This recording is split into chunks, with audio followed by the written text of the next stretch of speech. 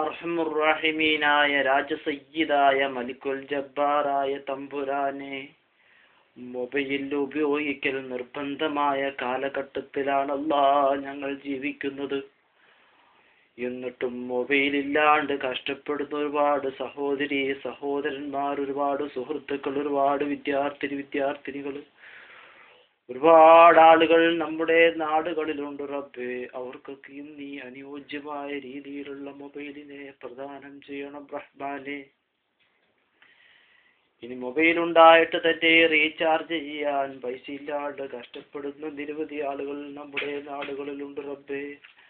അവർക്ക് നീ റീചാർജ് ചെയ്യാനുള്ളതായ സൗകര്യം ഒരുക്കി കൊടുക്കണം അല്ലാ.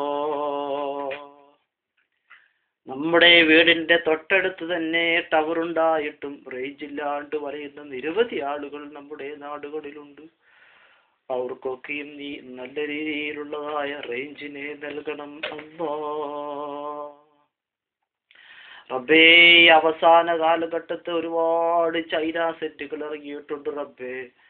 അതൊരു രീതിയിൽ ചിന്തിച്ചാൽ ഗുണമാണ്, മറ്റൊരു രീതിയിൽ ചിന്തിച്ചു കഴിഞ്ഞാൽ അതൊരു മുസീബത്തുമായി മാറിയിട്ടുണ്ട് റബ്ബേ.